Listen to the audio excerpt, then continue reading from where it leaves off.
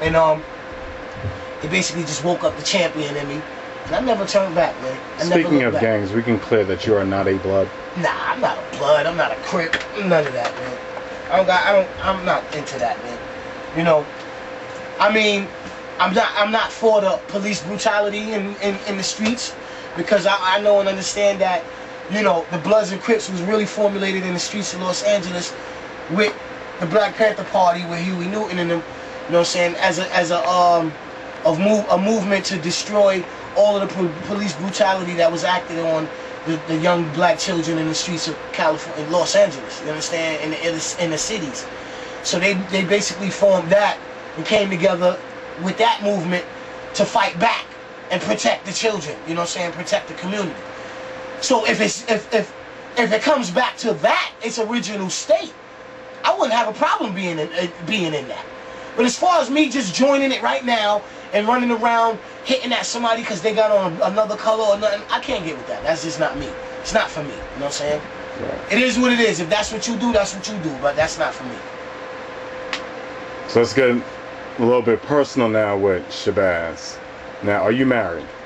Nah, not married, man. You single? You know, hip hop is my wife, man. I'm married to hip hop no matter what, man. You know, she's never turned her back on me. She's never crossed me. She get me a little upset here and there. You know what I'm saying? Like right now, I'm a little upset with her right now. You know what I'm saying? They killed my wife, basically. That's how I look at it. Metaphorically speaking, they killed my wife. You know what I mean? But, you know, I'm about to lift her up because, like I said, I'm the one who's going to carry her casket anyway. So if hip hop is dead, I'm the pallbearer. Better believe that. And what I'm going to, that's my position in the grave diggers. So what I'm going to do is I'm going to bring her casket to the resurrector, which is RZA. Open the casket, let her resurrect her. Help me resurrect her. That's why I got a meeting with him real soon. I don't even know if y'all caught me, but those who do, you know what it is. Now, how many kids do you have? 4 girls. I am Malcolm X. I'm Muhammad Ali. I'm Sidney Poitier. All the great blacks, I look up to that, because all I ever wanted was a son, and I never got one. I did in 1992 on my birthday, but he passed away the same day on my birthday. He was only alive 2 hours. That's a whole nother story. I don't even want to talk about that. But it contributed to who I am today too. I accept it. But I just had girls. And then I realized that, you know, wow, my hero, I'm just like him. I got all girls, yo. That means a lot to me. A lot. That's saying something. For me, that's saying a lot. Muhammad Ali, the greatest. All girls. I'm not mad at that. I'll take that to the grave. I'll take that. So now, are you active in your children's lives? All the time. Denise is upstairs. I just got off the phone with Ye. That was Ye. Right. You feel me? Right. My 2 babies, they in Connecticut. I speak to them every day. When they hit, they always come here and stay with me. You understand? They are me. You understand? For a father not to love his children, I don't understand that. I can't get with that. You know what I mean? I don't know. Their situation is different than mine. That's all I can say. You know what I mean? That's not me. That's not how I was raised. That's just not the cloth I'm cut from. My kids are me all over again.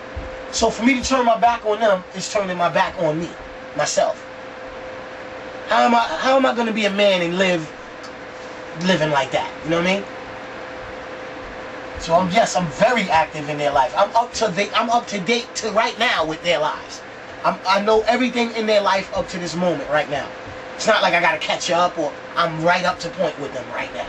Right. Just did all that school clothes shit. So we're gonna wrap this interview up.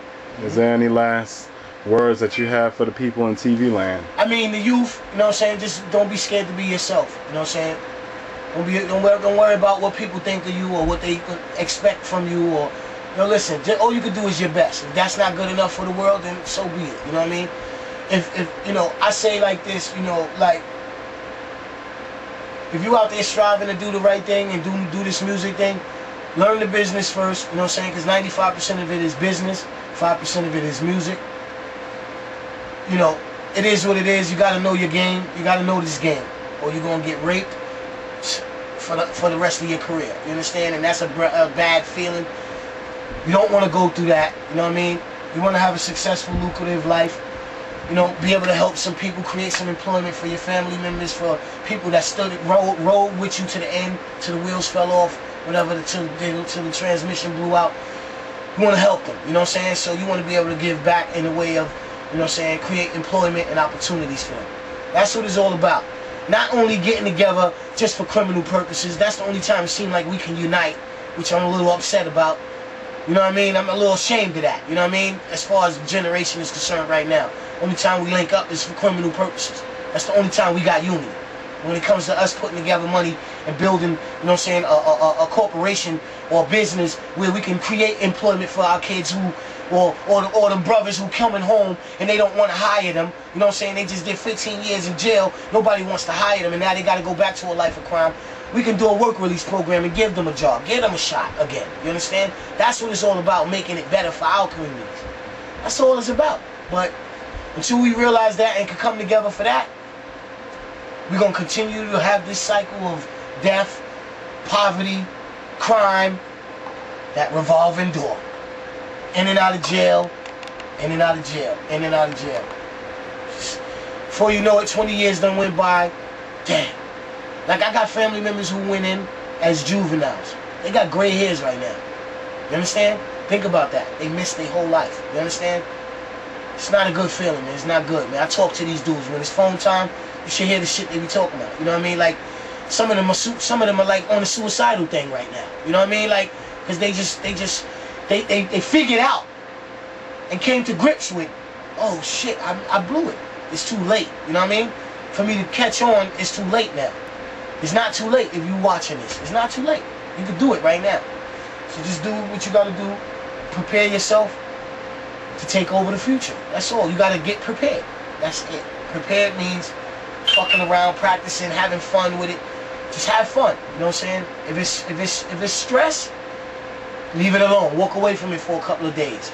Come back to it. If it's stress, don't do it because you're forcing it. That means you're doing it for money. And if you're doing it for the money, you're going to just do anything. You understand? Keep the psychology that you're doing it for the love that you're doing it for because you love it. The money will come.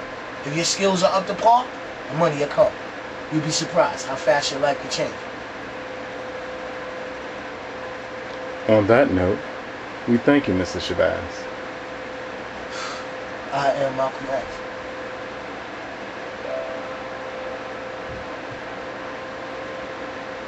The names was changed to protect the guilty. Yeah, Shorty was used to being jiggy, but then he fell off and did a business making this kid up in the city. Sitting pretty, pimping the act and kept a stack on him. Pulled over one night and his man stashed plaques on him. See, he was wanted and his fam started flipping on him. His vibe was wanted cause the law put a whipping on him. Shorty was standing respected, known for slapping and stripping to make him walk around the project butt naked. Nigga remind me of the good fellas, but deep down the snake man wanted to knock him off cause they was jealous. They made a deal and got him back style. He got the manslaughter cause he knew he would've blew the trial. Niggas was scheming all along and got acquitted on him. His girl and his man broke in the safe and they cheated on him. And now they living the fast life and they getting that ass right. And got a hook to the glass pipe. The game never changed, only the players. Some inherit castles and thrones, some end up death bed days.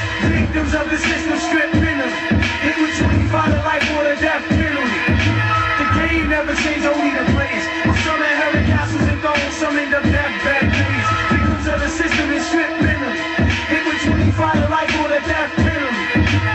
6 months without a visit, now he's getting worried. Up north flipping and yanking niggas for their commissary. Been down for 5, came home and still wanted that dead. Got on his feet and put rewards out on that head. Running 2 spots, shot so he fled out of state cause he's out on parole and his PO's dying to violate. His rule is narrow, he's barrel cause he's on the run, walking in the building with his back against the door, holding his gun. One in the pipe ready to spank something. Cutting grams with his man, holding the blade ready to shank something. See now he's getting major money.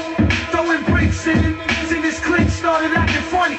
He started sniffing, getting of his own supply. Shorty was slipping